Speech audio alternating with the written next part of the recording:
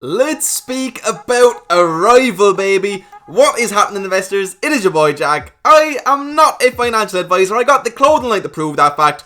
And today we have an exciting video. We could potentially, who knows, be looking at the next big EV stock. So most of you guys are probably aware of who they are at this stage. It's a company called Arrival, and today's video is going to be a deep dive. There is so much I want to speak about today. Genuinely so much. Where do I even begin? One thing I obviously want to speak about is the valuation that's currently sitting at $5.4 billion. Let's try and figure out if that's fair. I very much so want to speak about their micro factories. They're trying to change the way things are going to work. I want to speak about their current backlog, particularly with the UPS and their other partners. I want to speak about the 4 different kinds of vehicles they are looking to produce and the timelines for those. I of course want to look through their investor presentation. I want to look at their ability to scale. I want to look at their vertical integration. I want to give you guys a short, medium and long-term outlook. I really want to speak about their buses. I of course want to speak about the price action because it's been absolutely insane. I want to speak about a few of the UK companies who are involved in buses who have actively said they are going to be bringing their fleets electric relatively soon. I want to speak about the addressable market. I want to speak about the competition. I want to compare them to Workhorse a little bit. Basically, there is a lot, and I mean a lot, to speak about today, guys, so strap yourselves in. So right before we get into the video, my friends, can I please ask you to hit that juicy like button for the research that has gone into this video. It took me a while. If you're new around here, please consider hitting that juicy red subscribe button, join in the family of investors, and drop me a comment down below. Very interested to hear from you guys. Have you bought any Arrival yet? Are you looking into them? What are you thinking so far? And guys, just to make everybody aware, I did open up a relatively small initial position of 100 shares yesterday. Now this was before doing much due diligence. This was just, I saw the hype behind the company. I wanted to, open a position. I saw minimal downside. So here we are. I have 100 shares at $13.11 a share. If you're interested in joining my Patreon and seeing when I buy a stock such as this one, hit that first link in the description, my friends. And if you want some free stocks, please feel free. Hit that second link in the description. Sign up to Webull and deposit $100. Get 3 stocks for free, valued up to $1,600. Sounds like a juicy deal to me. Now, let's get into this, baby. This is the first place I want to start, okay? Arrival, the company creating electric vehicles with its game-changing tech to list on the Nasdaq through a merger with CIIC Merger Corp. The ticker symbol is currently CIIC. So the transaction values the combined company at an enterprise value of $5.4 billion. Now keep that figure in mind, because to be honest guys, that's a very large figure, especially when we start comparing it to some of these other EV companies. I'm speaking Canoe, Fisker, Hyliion, Workhorse, Lordstown Motors. This is quite a large valuation straight off the bat, so we have to ask the question, is it justified? And that's what we're going to answer in today's video. We're expected to provide approximately $660 million in gross cash proceeds. There is a $400 million fully committed pipe. If you know nothing about these guys right now, they're producing EVs. We have buses, we have vans, we have large vans, and there's going to be a small vehicle at some stage as well. They've previously received investment from strategic partners Hyundai, Kia, UPS, Winter Capital, and funds and accounts managed by BlackRock, and that's the very basics. So essentially what we're going to do, guys, we're going to start it off with the investor presentation, and anytime a question arises, we're going to go over to some articles to get some answers. So please understand the transaction is expected to close in the first quarter of 2021, so still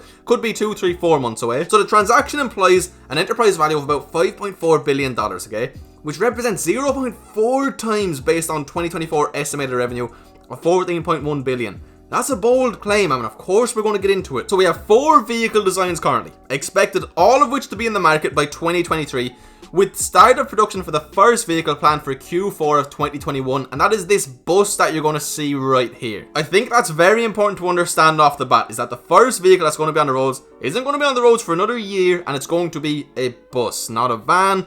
Nothing like that. $1.2 billion in orders, which I'm going to get into, because one thing I noticed my first time reading through this in its entirety, they really try to make themselves look as good as possible. Read between the lines, that's all I'm going to say. Game-changing micro factories enable flexible, low capital expenditure production, and they're vertically integrated. Now, these micro factories, quite exciting. LinkedIn named Arrival the #1 startup to work for in the UK in 2020. And usually that's not something that I would care for too much, but it is quite important, and we're going to get into why again later on. So the first thing, okay, partnership with UPS. They have orders worth $1.2 billion for 10,000 units plus option for an additional 10,000. So that 1.2 billion is assuming that the UPS actually does go ahead and order another 10,000. That's something to understand right off the bat. It's just one of those things that is by no means guaranteed, my friends, and it would take a very long time for him to actually receive that 1.2 billion. Those 10,000 units are not going to be delivered to UPS for at least a couple of years, and who knows when the second lot of 10,000 units will be delivered, or if they will even have the capabilities to do so in any sort of a meaningful time period. But still, I mean, don't get me wrong, this is amazing, even having the 10,000 units ordered. And then strategic partnerships with Hyundai and Kia Motors. Something to understand, okay, Hyundai is not the parent company to Kia Motors, but Hyundai does own 33.8% of Kia Motors, so they're very connected companies. Now, not that that's the most important thing in the whole world to understand, but it's still worth just noticing that. Again, it's just another thing that I noticed very early on. They really are trying to make themselves look as good as possible. I understand that's their job, that's what you do in an investor presentation,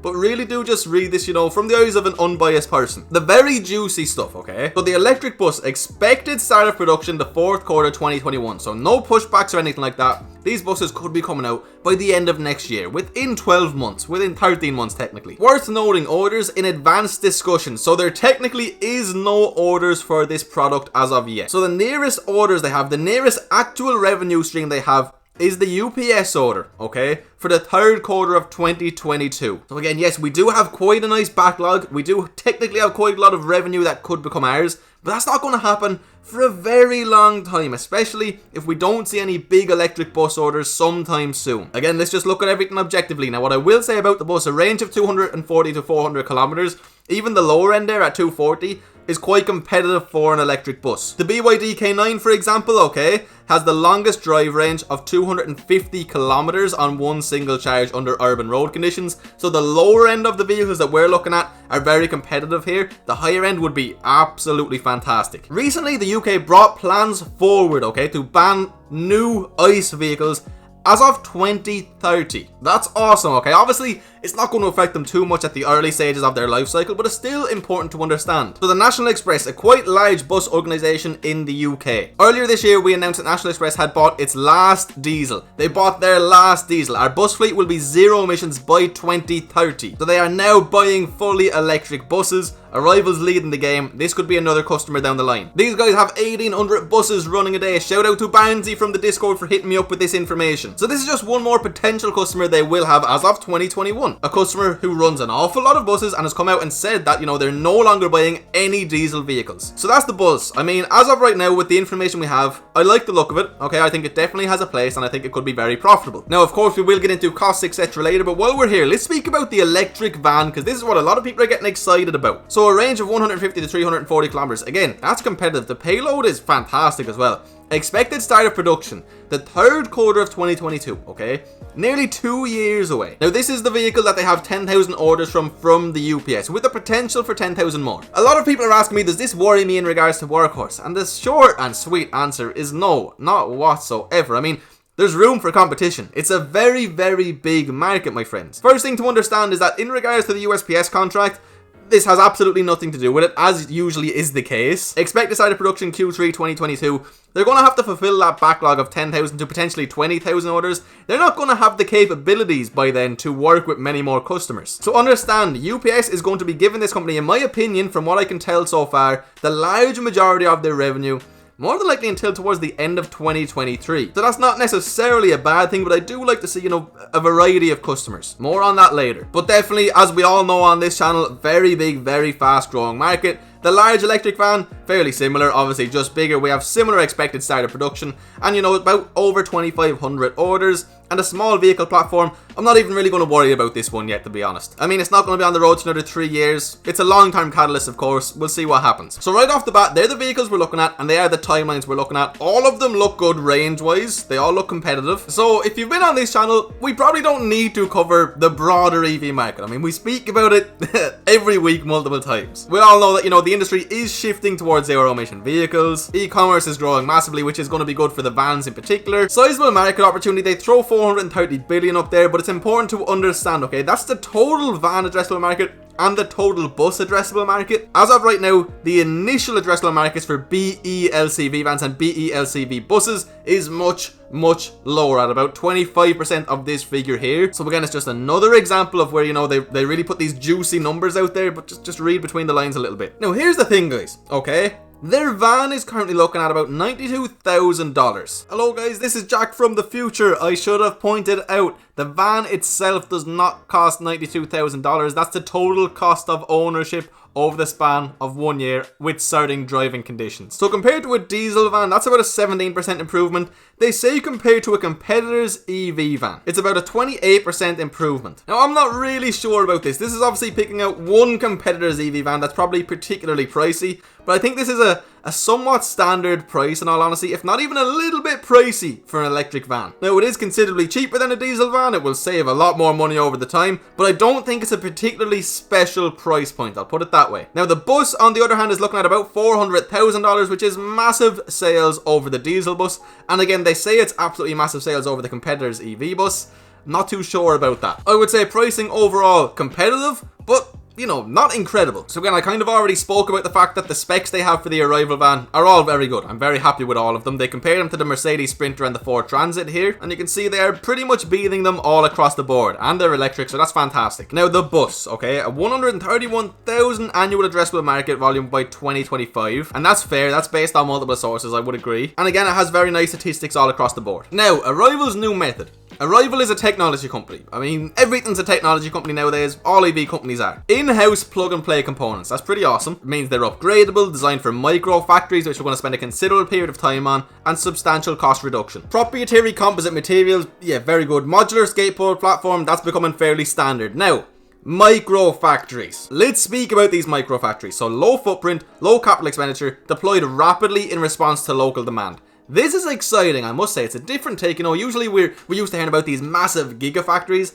It's a different take. And right before we go more in depth on them, in-house vehicle software, so that's obviously our plug and play, complete control of user experience, and access to all vehicle data to optimize total cost of ownership. So here's an article from Forbes. Let Elon Musk go giga. A UK upstart says microfactories are the profitable way to build electric vehicles. So the founder essentially says he's building $50 million microfactories close to customers that don't need pricey stamping presses, paint and welding shops and assembly lines. Each one will crank out 10,000 vans or 1,000 buses a year. So again, this is something we need to understand. That's only capable of producing 1,000 buses a year. That's all we're going to have until towards the end of 2022. We're going to need a considerable amount of these micro factories. Now, so be it, they're only about $50 million to build. So they have the first two in Bicester, England and Rock Hill, South Carolina opening next year. More will be added as demand from fleet customers grow. So I'm not exactly sure when they're opening next year, but as of right now, guys, Arrival is incapable of making revenue. Not that that's a bad thing at all. You guys should know that doesn't bother me, but I want you guys to understand that because we're seeing all of these pre-orders, we're seeing all of this juicy potential revenue, we're seeing all of this revenue for 2024, 2025, nothing's happening yet. So this is something that is going to be very, very core to how Arrival works in the future, and I think it could be quite exciting in all honesty. So this is Arrival's new method of design and assembly. It provides greater profitability at lower capex compared to existing OEMs, and it gives the ability to scale rapidly, which I must agree with. I actually think that's quite exciting. It's a lot faster to put up and it's a lot cheaper to put up than a big massive gigafactory. Now so be it, the production levels are nowhere near the same, but you can always just build more micro factories. And here are some of the projected micro factory timelines, okay? In the US, the 4th quarter of next year, UK, EU and US the 3rd quarter of 2022. So it's very highly scalable, I 100% agree with that, but that scalability won't really kick off, from what I can tell, till 2023, 2024, quite considerably. Now Q3 2022, if we are to have, 4+ micro factories, yeah, that's going to be decent. It's going to be enough, to handle what we can expect will need to be handled. But I don't know if it's going to be enough to have massive revenues. It does only take about 6 months to open one of these factories. Very cool. So a little bit more on the in-house plug and play components, because this is something that is quite interesting. So the overview, Arrival has developed cutting edge hardware. They focus on components that meet one or more of the following criteria. Cost reduction opportunity. Very important when it comes to electric vehicles, okay? Important to the customer experience, just to make it a better vehicle in general. And modules that are plug and play connected by software. So the advantages that this provides us, okay? Quicker time to market, 18 months versus 3+ years. Awesome. 20% overall cost reduction in supplier margins. Beautiful. Upgradability through the life cycle of the vehicle. This is something that's becoming more and more important with these electric vehicles. We're seeing more and more companies implement something like this. Designed for automated microfactory assembly and designed to maximize interchangeability across various vehicle platforms, making it easier to go from their normal van to their bigger van. So their modular skateboard platform, don't need to go into this, we all know how these works at this stage. Their composite materials, lightweight and 25 times reduced tooling costs, that's the majority of what we need to know. Extensive portfolio of intellectual property.